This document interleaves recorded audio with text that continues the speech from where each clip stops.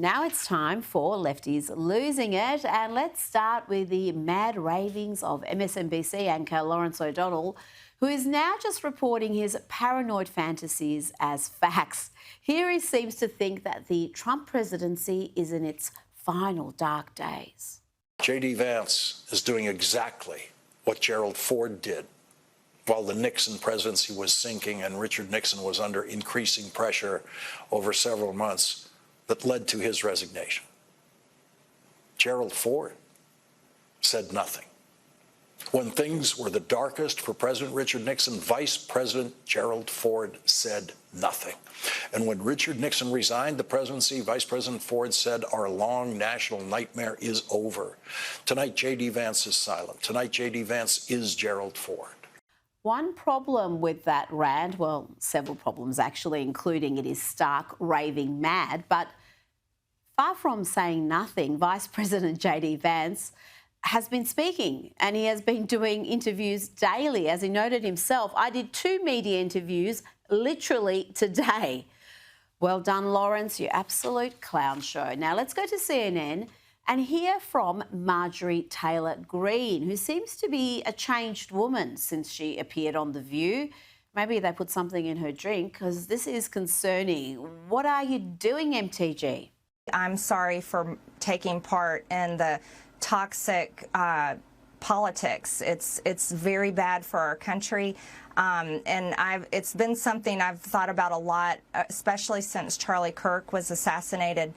Is that I'm only responsible for myself and my own words and actions, and I am committed, and I've been working on this a lot lately, to put down the knives in politics. I really just want to see people be kind to one another. I don't know what's happening there. What is she doing? She's apologising on CNN for her rhetoric?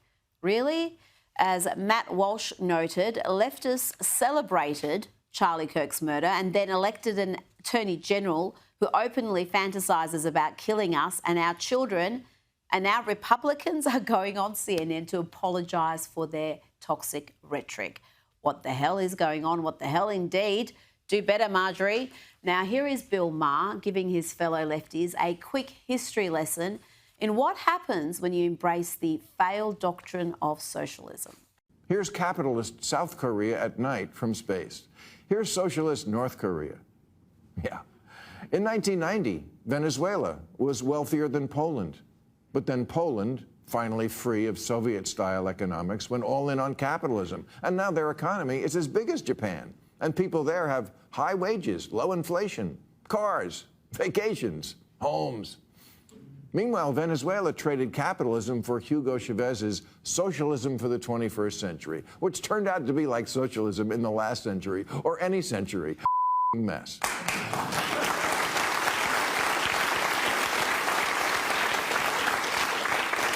It turned one of Latin America's richest countries into one of its poorest. Low wages, high inflation, shortages, outages, 8 million people fleeing.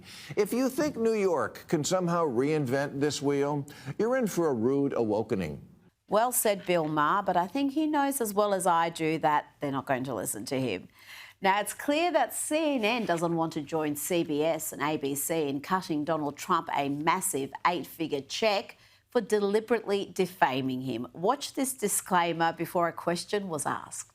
That mentioned the president, and we do want to be clear, the president, Trump, did not receive or send any of the messages, which largely predated his time as president. He's not been accused of any criminal wrongdoing in connection with Epstein or Maxwell. It was very thorough indeed. It really wasn't a point asking the question after all that. Now, let's go back to MSNBC, the mental health asylum masquerading as a news network, and Jen Psaki was quick to correct herself after a defamatory comment about the president, labelling him a predator. In supporting what Donald Trump is doing. You're talking about the other predators out there, in addition to Trump. I mean, I'm not saying he is. We don't know all the details about that. I just mean in addition to what we've learned about Epstein and others, there's other predators out there. There are. Welcome back. Let's talk more about the latest Jeffrey Epstein revelations. Now, the real scandal here is not the fake manufactured narratives pushed by the increasingly desperate Democrats who redacted already released information to make it appear as if Donald Trump had spent hours with a mystery Epstein victim.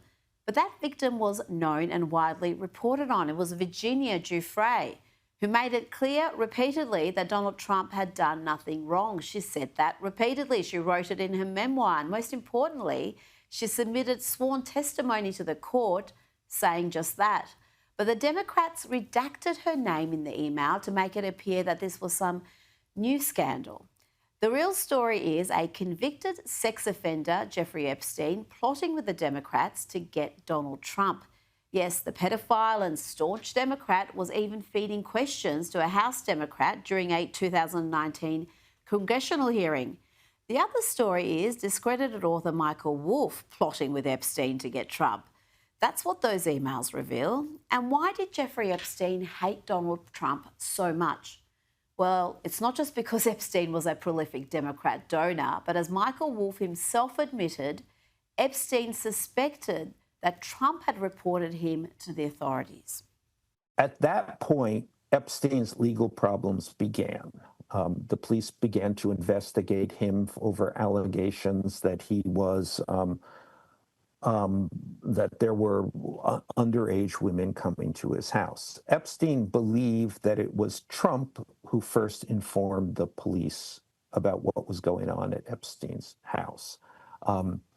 And from that point on, they were nothing but bitter enemies. And this is what he's telling you. This is one of the instances of what he's telling you. Yes. Joining me now is Newsweek's senior editor-at-large and Article 3 Project senior counsel Josh Hammer. Josh, this is an enormous scandal. The Democrats working with Epstein, a known sex offender, to get Donald Trump. Yeah, Rita, everything that you need to know about the story is based on the relevant timeline, which is that Democrats had some mild success in the off-year elections about 2 weeks ago at this point in New York City, New Jersey, and Virginia. And then inexplicably, but on the other hand, I guess entirely predictably, they caved on the shutdown fight. Like, they totally caved. I mean, Chuck Schumer epically capitulated there. It's the irony of all ironies. He was fighting the shutdown fight to try to forestall an AOC primary challenge in his New York Senate race in 3 years. Now the left is all angry at him. So in order to try to get the momentum back in their favor, in order to try to divert attention from the victorious Republicans and to try to bring the spotlight back to how Democrats are allegedly doing something, fill in the blank there, mysteriously these 20,000 emails magically appear. Look, Rita, my humble opinion is that the Epstein story ranks probably somewhere between the 40th and 50th most important story to the American people. I think the fact that Democrats are resorting to this, frankly, reeks of desperation. It's not just hypocrisy and desperation, though. It is, frankly, just astounding that anyone would take them at their word. To be clear, there were horrific, detestable, loathsome, some of the worst crimes that you can even imagine occurred in this horrific case, roughly 2 decades or so, give or take there. Everyone wants justice for the victims. But it's hard to take these same Democrats seriously, Rita, when we know that there was one particular president who was much closer to Jeffrey Epstein than Donald Trump, who, by the way, kicked Jeffrey Epstein out of Mar-a-Lago, as White House Press Secretary Caroline Leavitt was quick to note this past week. And that Democrat president was very chummy with Jeffrey Epstein. The noted Democrat donor was Bill Clinton. Funny you should ask. I don't see Ro Khanna or any of these other House Democratic leaders, Hakeem Jeffries. None of them are talking about Bill Clinton's various trips on the so-called Lolita Express, Jeffrey Epstein's private plane. Why is that? I think the American people see through this, Rita. They see this as a nakedly political stunt there. Donald Trump, yes, he knew Jeffrey Epstein. Guess what? So did a lot of people. A lot of very powerful, very prominent people knew Jeffrey Epstein. The fact that he was corresponding with him, frankly, means absolutely nothing whatsoever in my judgment there. This is a pure political stunt. The American people are going to see right through it, I think. Well, just finally on the Democrats' links with Jeffrey Epstein, the New York Post has reported that Epstein was feeding questions to Stacey Plaskett during a 2019 congressional hearing, giving her real-time help on how to damage President Donald Trump. And there are also reports that Epstein was in meetings with Obama White House counsel Catherine Rumler. Tell me about that connection. What's that about? Well, it's actually potentially even worse than that. So there was one of the look, there are 20,000 emails, so there's a lot that comes up there. But there was actually a potentially even more interesting email than this that I saw involving Barack Obama. That's why I thought of it. And this email has to do I'm trying to remember which election cycle it was. I think it was the 2016 election cycle. And there was an email from Epstein talking about how Barack, now he misspelled it. There were two R's, not one. So it was misspelled in the email. But there was an email from Jeffrey Epstein talking about how Barack is coming over for dinner tonight. And if you actually look on the timestamp, I think this was in late October, November. It was around the precipice of the 2016 election. If memory serves, Barack Obama was out on the campaign trail campaigning for then candidate Hillary Clinton. Well, guess where he was at that time, at the same time that Jeffrey Epstein sent that email? Oh, yeah, he was in South Florida. He was campaigning in South Florida at the same time that Jeffrey Epstein was talking about having someone named Barack over to his house for dinner in Palm Beach. I wonder who that could be, right? So, I mean, Bill Clinton is one thing. We've known about these Bill Clinton ties to Jeffrey Epstein for years, but I think that the curious onlooker might, if the curious onlooker here is not hypocritical, unlike Hakeem Jeffries and Ro Khanna, if the curious onlooker is actually intellectually honest, I think one might be inclined to ask, what did Barack Obama know and when did Barack Obama know?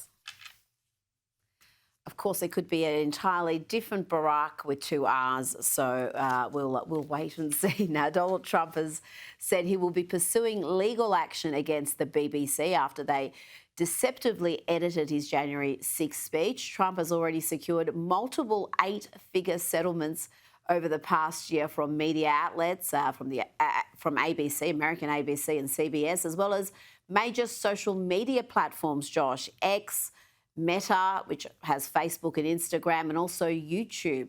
How do you see this latest clash progressing? I think the UK's defamation laws are far harsher than what's in place in the US. Could he be looking at another massive payout here? Yeah, you took the words out of my mouth. In the UK, defamation law is extremely strict. Actually, Rita, I know this very much firsthand because during some of the riots in the UK just over a year ago, there was a horrific murder of young English children at a dance studio from a Rwandan, if memory serves there, and there were all these riots and counter riots there. And I made a somewhat anodyne tweet about two-tier Keir Starmer, and a friend of mine who is a British lawyer over in London messaged me on WhatsApp, and he said, Josh, you probably should take that tweet down. And I was like, what are you talking about? I mean, like, this is America. I have free speech. And he was like, actually, under British law, that's probably defamatory. So, you know, for the record, I did not delete the tweet. I did not capitulate to Britain's utterly Orwellian defamation system. But to your point, yeah, defamation is a lot easier in the UK, certainly than in the United States, where we have a slightly higher threshold, especially for so-called public figures. So potentially the BBC could be in a world of hurt here. Now, having said that, there are any number of left-wing judges in the British judiciary, many of whom are probably deeply antagonistic to Donald Trump. Probably many of them, frankly, just utterly hate the guy. It's not that dissimilar, frankly, from a lot of our own American judges who invariably suffer in these lower court random judgeships in Hawaii and New Hampshire and whatnot there. They oftentimes suffer from Trump derangement syndrome. I presume it's probably the same across the pond over in the UK as well. So I would caution against necessarily saying that this is a slam dunk case, but given Donald Trump's track record in successfully suing for defamation and various other media outlets, as you correctly note, and given the fact that defamation law is such a lower bar when it comes to being the plaintiff in British law, I don't know, Rita. I happen to like his chances. I definitely would not want to be in the BBC's legal position right now. That's for sure. Well, he's already secured these 8-figure settlements. And are the proceeds of those settlements going towards the ballroom? Is that accurate? Because this BBC one could pay for the whole thing, possibly. Yeah, so the judgments go to different things. So one of them, I think, was the ABC settlement. Actually, is going to help construct the Trump Presidential Library. Actually, after Donald Trump's presidency, which is it's just so thoroughly delectable, isn't it? That ABC, which you know did about as much as any other network to try to throw the 2024 election to Kamala Harris with their horrific debate performances and whatnot there. And now they're going to subsidize the Trump Presidential Library. So on the one hand, it was that. I do think I heard that one of these judgments might be subsidizing the People's Ballroom there in the East Wing of the White House there, but it depends on the judgment. But it's frankly, from an American taxpayer perspective, Rita, I just love it because these media outlets are frankly the enemy of the people, and they should be made to pay as such. I think there's not much sympathy for these media outlets at all, or the social media outlets. Now, I want to ask about this tariff revenue bonus that President Trump is committed to sending to Americans. When I pay people $2,000 each for low and moderate income and middle income people, everybody but the rich. get this. That's not made up. That's real money. That comes from other countries. Josh, a $2,000 dividend check to be distributed from tariff revenue sometime next year, we're told, perhaps before the midterms. Do you see this happening? Because there's a lot of doubts about whether these $2,000 checks can be sent. If I had to guess, I would guess probably not, to be honest with you. This would probably require an act of Congress. I think this would be very legally dicey to try to do via executive order. I think the even more compelling reason why I would throw some skepticism as to whether or not this will happen is because based on what the American people tell pollsters, including those off-year elections 2 weeks ago in New York City, New Jersey, and Virginia, Rita, the issues that they still care most about are pertain to inflation, cost of living, affordability, things like that. And if there's one thing that we know from Joe Biden's spending bonanza and the various checks in the mail during COVID, it's that these things over the course of a year or 2, 3 years at the most can tend to exacerbate inflationary fears. And if this administration is sympathetic to listening to the American people when it comes to their cost of living concerns this is the kind of thing that might sound good in theory. I mean, who doesn't want to receive a $2,000 check in the mail? I mean, heck, sign me up. That sounds great. But unfortunately, there is a downside to that when you look at it from a more macro extrapolated perspective there, and that is potentially exacerbating inflation. So for all these reasons, I am skeptical. But, you know, this is Donald Trump's populist mentality, right? I mean, he sees revenue coming in for the tariffs. He wants to share the wealth with the people. You know, these are my big, beautiful tariffs there. I want to see the people who are proud of this tariffs, but proud of rebuilding industry, et cetera, et cetera, et cetera. So I totally understand where he's coming from his mentality there. But from both a separation of powers perspective, I don't think Congress would get behind it. And then also on the inflation fears, I'm a little skeptical as well. Well, I'm not so sure about that. I'm not doubting your judgment that perhaps this can't be done and the process that has to go through. But I reckon people would be absolutely overjoyed about getting a $2,000 check, and they're not going to worry too much about how inflationary it may be down the track. I think you are underestimating how much people love free things, and $2,000, and particularly because it's coming essentially from foreign nations. If it is actually coming from tariff revenue, the symbolism there, I think, is pretty good. Now, before you go, there's already trouble among New York City Mayor-elect Zoran Mamdani's transition team with Hassan Chaudhary, who's reportedly the political director for the transition committee. It's been revealed he's been posting hate against Jews and Israel and even questioning gay rights. Now, these social media posts are from around 10 years ago, but they're pretty ugly. He used the word Jew as a slur. He praised former Iranian President Mahmoud Ahmadinejad, who infamously said Israel is a cancer which will be eliminated soon.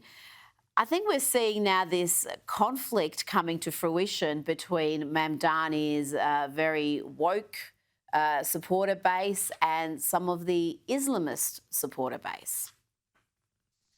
Yeah, Rita, I mean, this has to be the least surprising political development of my entire lifetime, right? I mean, that is Zohran Mamdani, someone who struggled to condemn Hamas, someone who struggled to condemn the inherently genocidal phrase of from the river to the sea, Palestine shall be free, someone who was accusing Israel of genocide before the tanks even started rolling into Gaza, like literally on October 8th or October 9th, 2023, something absolutely crazy like that.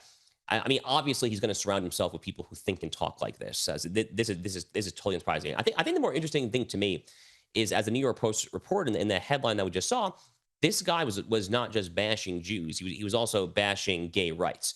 That is interesting, right? Because that is one of the major planks of the current American left when it comes to LGBT, very much including transgenderism. But this actually gets to a broader point, Rita, that I've been making for many years now, which is that this whole absurd woke intersectional identity politics coalition, this notion of a coalition of aggrieved interests, as I call it there, it's inherently self-contradictory. If you're going to have someone who is sympathetic to radical Islam and Islamism or Sharia law, you're by definition not going to have someone who is sympathetic to feminism or LGBT rights there. Think about Linda Sarsour. I mean, she was the head of the Women's March back in 2017, the very early days of Trump administration. She also was a Sharia law apologist. I mean, square that circle for me. With same thing with this guy, the Mamdani advisor. I mean, square this circle for me where you're calling yourself a quote unquote progressive champion. It literally just does not add up, and it all kind of underscores the intellectual dissonance and frankly just the intellectual vapidity and stupidity that is the modern American left.